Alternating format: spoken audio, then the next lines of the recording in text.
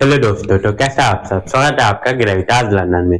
तो आज यहाँ हम शुरू करने जा रहे हैं कोल एंड पेट्रोलियम का पार्ट 3। इससे पहले पार्ट 1 और पार्ट 2 आ चुका है, जिसमें हमने पार्ट 1 में पढ़ा था कोल के बारे में और कोल से रिलेटेड टॉपिक के बारे में, और पार्ट 2 के बारे में हमने पढ़ा था पेट्रोलियम और पेट्रोलियम से रिलेटेड टॉपिक के बारे में। ठीक है, तो ये हमारा पार्ट 3 है नेचुरल गैस के बारे में। तो चलिए फिर बिना देरी के शुरू करते हैं।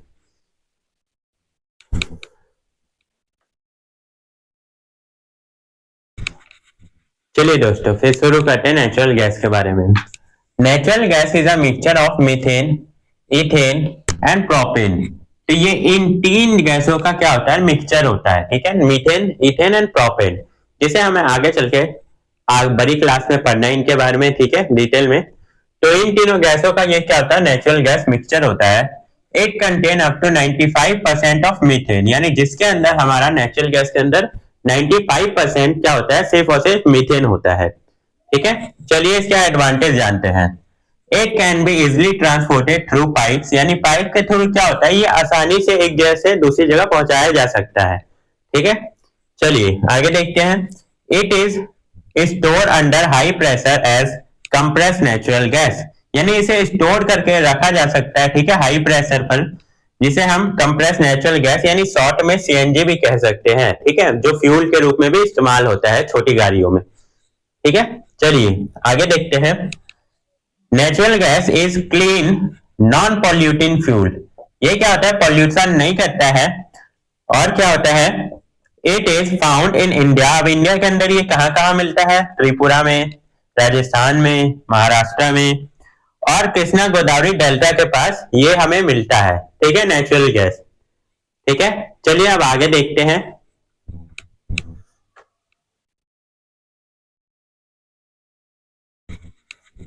चलिए दोस्तों, आप पढ़ते हैं यूज ऑफ नेचुरल गैस के बारे में। तो क्या क्या यूज होते हैं इनके, चलिए जानते हैं। It is use in the production of ammonia, यानी अमोनिया बनाने के लिए भी इसका यूज होता है। ठीक है, कंप्रेस नेचुरल गैस यानी सीएनजी बनाने के लिए भी इसका यूज होता है। ठीक है, नेचुरल गैस का is use for power generation. ये क्या काम करता है, सीएनजी पावर जनरेशन का काम करता है। ठीक है, पावर जनरेशन का काम करता है, यानी पावर देता है मशीनों को। ठीक है, चलिए आगे जानते हैं।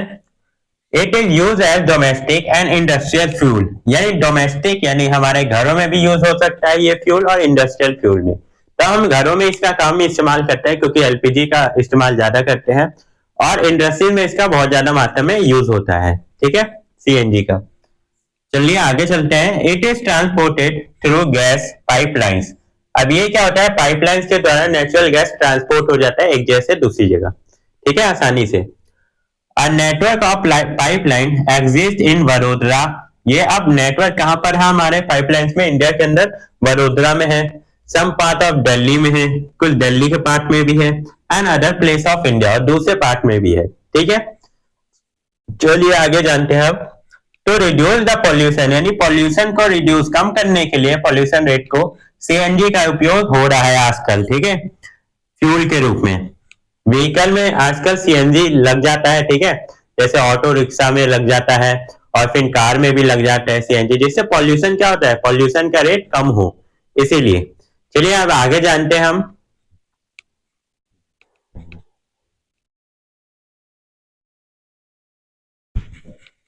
तो चलिए दोस्तों, जानते हैं पेट्रोकेमिकल के बारे में। क्या होता है पेट्रोकेमिकल।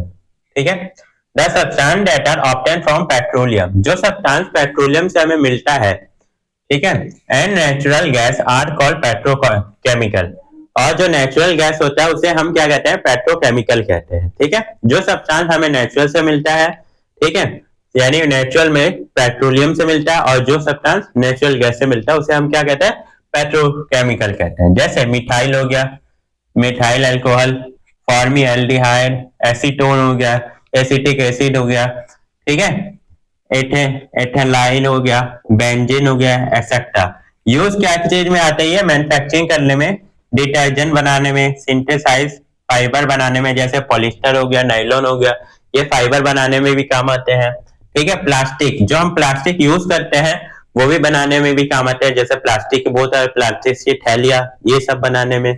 ठीक है, परफ्यूम बनाने में जो फॉग और वाइल्ड स्टोन यूज होते हैं ना, वो फॉग यानी परफ्यूम जो आते हैं वो सारे ये बनाने में यूज होते हैं। ठीक है, हमारा पेट्रोकेमिकल डाइज बनाने में, यानी जो कपड़े अलग अलग कढ़ाइयों वाले होते हैं वो डाइज जो होते हैं ना, वो बनाने में भी इसका काम आता है। ठीक है, ड्रग्स बनाने में भी काम आता है। और फर्टिलाइजर जो खेतों में डाला जाता है, फैक्ट्री में तैयार किया जाता है, वो फर्टिलाइजर भी क्या होता है, इन्हीं से बनते हैं। ठीक है, इसीलिए वो हार्म होते हैं मिट्टियों के लिए। अब जानते हैं कंजर्वेशन ऑफ फॉसिल फ्यूल। अब फॉसिल फ्यूल यूज तो हो रहा है बहुत ज्यादा मात्रा में, अब इसे बचाया कैसे जाए, ठीक है, कंजर्व कैसे किया जाए। तो fossil fuel are limited quantity. अब ये क्या है, लिमिटेड क्वांटिटी में। अब कुछ बच्चे कहेंगे भैया आपने बताया था कि कुछ फॉसिल फ्यूल है जिसमें बहुत टाइम लगता है। ठीक है, जैसे हमारा कोल हो गया, पेट्रोलियम हो गया, तो वो टाइम लगने के बाद बंद तो जाएगा, लेकिन हम उस समय तक जिंदा थोड़ी ना रहेंगे भाई।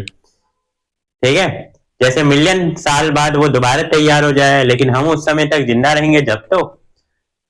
ठीक है, वी शुड नॉट वेस्ट और मिस यूज फॉसिल फ्यूल। तो हमें फॉसिल फ्यूल्स का वेस्ट नहीं करना चाहिए और मिस यूज नहीं करना चाहिए। ठीक है, चलिए इसके और यूज जानते हैं हम।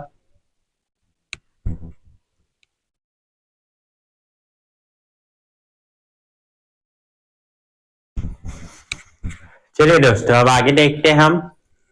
वी शुड अडॉप्ट अल्टरनेट और रिन्यूएबल सोर्स ऑफ एनर्जी। यानी हमें क्या करना चाहिए, फॉसिल फ्यूल इन सब को छोड़ के हमें क्या करना चाहिए, रिन्यूएबल सोर्स ऑफ एनर्जी अपनाना चाहिए। जैसे सोलर हो गया, सोलर हो गया, ठीक है, सोलर एनर्जी हो गया, विंड एनर्जी हो गया, जिसे वाइंड एनर्जी भी कहते हैं। यहाँ स्पेलिंग गलत हो गई, वाइंड एनर्जी। न्यूक्लियर एनर्जी हो गया, ठीक है, इसे भी अपना सकते हैं हम। टिंडल एनर्जी हो गया, इसे भी। और बायोमास एनर्जी। ठीक है, energy to meet our need, यानी अपने नीड को पूरा करने के लिए ये कुछ अल्टरनेटिव सोर्स है जो हम अपना सकते हैं। ठीक है, चलिए आगे देखते हैं। Biogas can be use to domestic fuel, यानी डोमेस्टिक फ्यूल हम घरों में यूज करने के लिए बायोगैस एनर्जी अपना सकते हैं। ठीक है, फॉसिल फ्यूल्स को छोड़कर।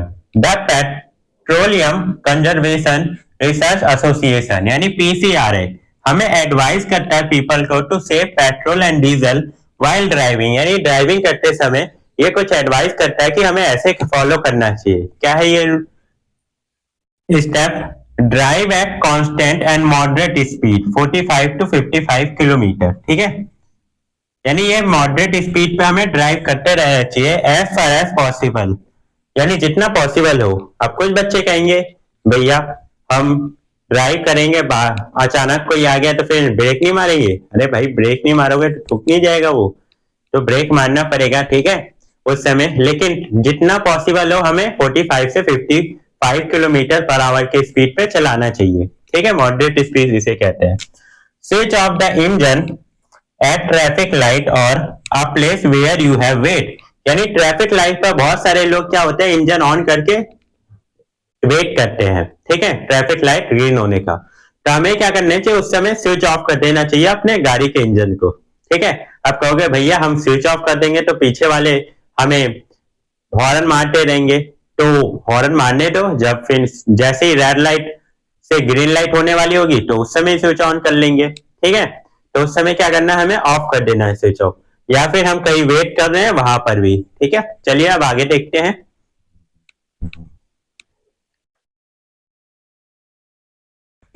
चलिए दोस्तों आगे देखते हैं हम। एंश्योर करेक्ट टायर प्रेशर, यानी जब हम व्हीकल चलाए तो टायर का प्रेशर भी हमें चेक कर लेना चाहिए कि वो कम है या फिर सेम है। ठीक है, जितना होना चाहिए। Ensure regular maintenance of the vehicle, और हमें व्हीकल का रेगुलर मेंटेनेंस करने चाहिए। ठीक है, पीसीआर ने ये कुछ पॉइंट दिए थे हमें ड्राइविंग करने के लिए। तो ये चैप्टर यहाँ पर खत्म होता है हमारा कोल एंड पेट्रोलियम। ठीक है, अब ऐसे ही कुछ क्वेश्चन हो तो आप पूछ सकते हैं कमेंट करके, और ऐसे ही अब मिलते हैं नए टॉपिक और एक नए चैप्टर के साथ।